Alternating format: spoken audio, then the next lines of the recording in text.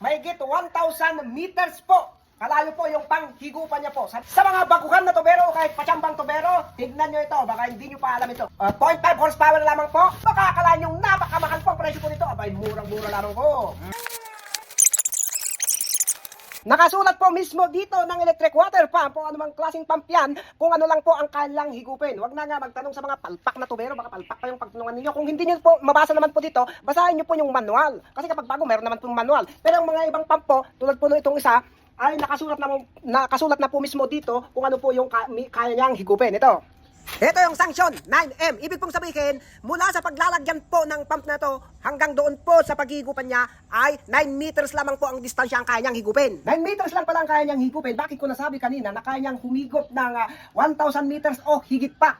Depende po kasi sa setup at sa sitwasyon. Dahil po yung 9 meters, yung paglalagyan mo nito at yung panghihigupan niya ay 9 meters lang. Na pababa yun pababa.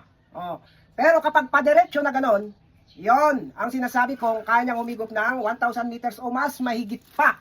Depende lamang po sa setup po yan. Kasi kapag padiretso na ganon, medyo mas mababa ang pwesto nitong pump na to, di kaya niyang higupin.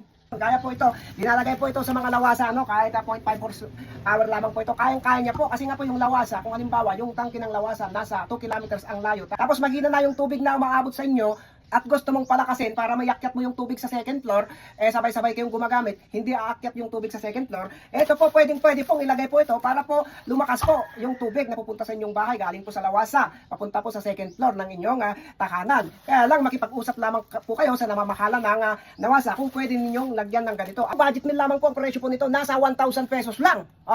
O kahit tignan nyo po yung link po ng pag-order dyan sa baba po ng ating video para makita nyo po mismo.